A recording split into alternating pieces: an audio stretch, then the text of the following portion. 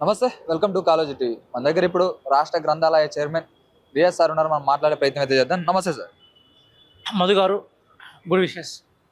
ఇప్పుడు చూసుకున్నట్లయితే నిరుద్యోగులందరూ కూడా రోడ్ల మీద కూడా వాళ్ళందరూ ధర్నాలు చేస్తున్నారు. వాళ్ళందరూ కూడా పోలీసులు కూడా విచక్షణ రహితంగా కూడా వాళ్ళందరూ కూడా ఈడ్చుకుపోయేయటం, వాళ్ళందరూ కూడా తిట్టడం కూడా చూస్తున్నాను. ప్రభుత్వం అన్యాయం చేస్తుందని చెప్పి కూడా నిరుద్యోగులందరూ కూడా చెప్తున్నారు. ఎట్లా చూసుకోవచ్చు సార్? మధు గారు, ఈరోజు తెలంగాణలో నిరుద్యోగ సమస్య తీవ్రంగా ఉండటానికి ప్రధాన కారణం గత 10 సంవత్సరాలు ఈ రాష్ట్రాన్ని పరిపాలించిన టీఆర్ఎస్ ఎలియన్స్ బీఆర్ఎస్.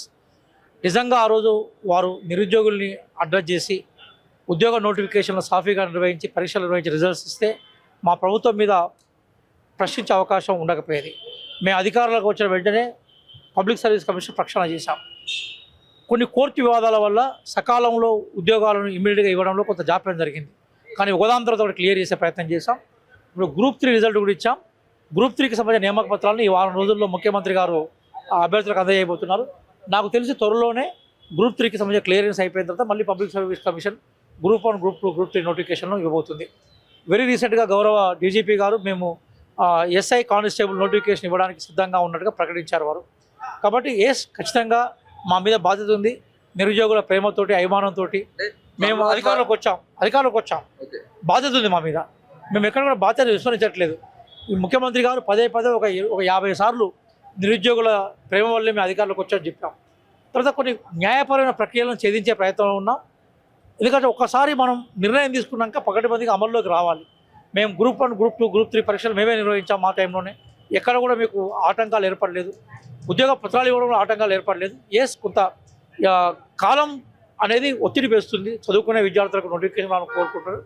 వాళ్ళ ఆవేదనని, వాళ్ళకు సంబంధించిన అంశాలను మేము అర్థం చేసుకుంటాం. నిజమైన నిరుద్యోగులు ఎవరుతుందో వాళ్ళ పట్ల మా ప్రేమ ఉంటుంది. ఖచ్చితంగా న్యాయం చేస్తాం సార్. ఒకరోజు అటు కావచ్చు, ఒక రోజు ఇటు కావచ్చు, కానీ కాంగ్రెస్ నాయకులందరూ కూడా త్వరలో అంటున్నారు. కానీ త్వరలో ఎప్పుడు ఇంకా 2 సంవత్సరాలు అయితే పదవి కాలం అయిపోతుంది కదా, మళ్ళీ ఎలక్షన్స్ లో ఒకవేళ ఓడిపోతే మీరు ఇద్దాం అనుకున్న అందులోకి పోయి అని చెప్పడానికి అని చెప్పి కూడా మీరు నిరుద్యోగులందరూ కూడా ప్రశ్నిస్తున్నారు. మధు గారు, నేను చాలా హానెస్ట్గా, నిజాయితీగా చెప్తున్నాను. గ్రూప్ 3కి సంబంధించిన ఒక పెండింగ్ ఉంది. అంటే రిజల్ట్ ఇచ్చారు కానీ దానికి సంబంధించి నియామక పత్రాలు ఇవ్వలేదు. ఆ నియామక పత్రాలు ఇచ్చిన తర్వాత మళ్ళీ తెలంగాణ పబ్లిక్ సర్వీస్ కమిషన్ 1, 2, 3 నోటిఫికేషన్లు వరుసగా ఇస్తుందని ఆ సంస్థ చైర్మన్ చెప్పారు. నేను ఇస్తున్న స్టేట్మెంట్ కాదు. కాబట్టి బహుశా ఈ వారంలో గ్రూప్ 3 నియామక పత్రాలు ఇచ్చాక మళ్ళీ కొత్త ప్రాసెస్ని పబ్లిక్ సర్వీస్ కమిషన్ చేపడుతుంది. ఆల్రెడీ డీజీపీ గారు స్వయంగా ప్రకటించారు. 14,000 ఉద్యోగాలను ఎస్ఐ కానిస్టేబుల్ మేము వేయబోతున్నట్టుగా వాళ్ళు ప్రకటించారు. కాబట్టి సీరియస్గా చదివే విద్యార్థులు చదవాలి.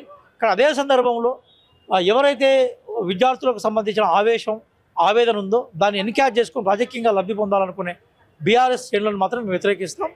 10 సంవత్సరాలు మీరు అన్యాయం చేయగల కాలం పోయింది, వాళ్ళ అవకాశాలు పోయినాయి. మేము పకడ్బందీగా ఇచ్చే ప్రయత్నం చేస్తున్నాం. ఇప్పుడు పాత నోటిఫికేషన్ లేకుండా కొత్త నోటిఫికేషన్ ఇవ్వలేం కదా.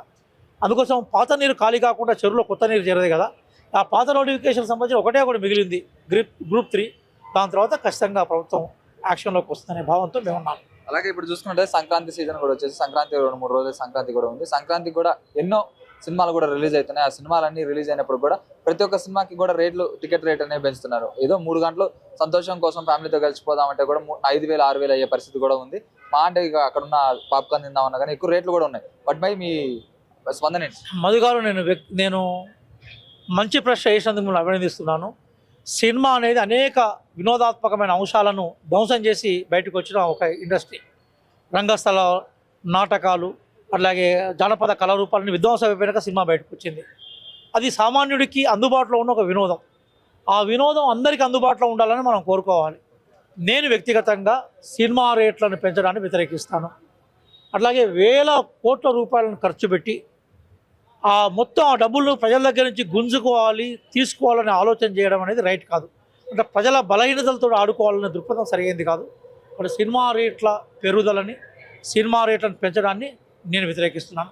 మా గౌరవ మంత్రివర్యులు కోమటిరెడ్డి వెంకరెడ్డి గారు కూడా స్పష్టంగా చెప్పారు. ఏం చెప్పారంటే, సినిమా రేట్లను పెంచి సామాన్యులకు సినిమాను దూరం చేయడం సరైనది కాదని చెప్పారు.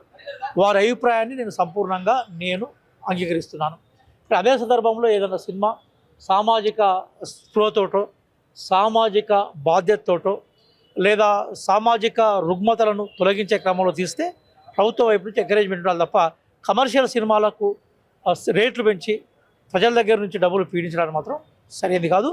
వేల రూపాయల్లో సినిమాలు తీయడం కూడా రైట్ కాదు. అట్లా కూడా తెలంగాణ కోణంలో మనకి అంతకుముందు మల్లేశం అనే ఒక సినిమా వచ్చింది, మన రాజు రాంబాయ్ అనే సినిమా వచ్చింది. తెలంగాణకు అనేక సినిమాలు వచ్చాయి కదా. ఆ సినిమాలు వేల కోట్ల రూపాయలతో తీసినాయి కావు, తక్కువ పెట్టుబడితో తీసినాయి. ఇంత అద్భుతమైన సందేశాన్ని ఇచ్చాయి. మన దగ్గర అంతకుముందు కూడా మనకు బలగం అనే సినిమా వచ్చింది, పెద్ద పెద్ద పెట్టుబడులు కూడా కాదు కదా. అందుకోసం సినిమాల పెట్టుబడులు మిమ్మల్ని ఎవరు పెట్టుకున్నాడు, మళ్ళీ ప్రజల దగ్గర గుంజుకునే ప్రక్రియ ఏదైతుందో అది సరైనది కాదు. సినిమా అనేది సామాన్యుడి వినోదం, అది నిత్యం సామాన్యుడికి అందుబాటులో ఉండాలి.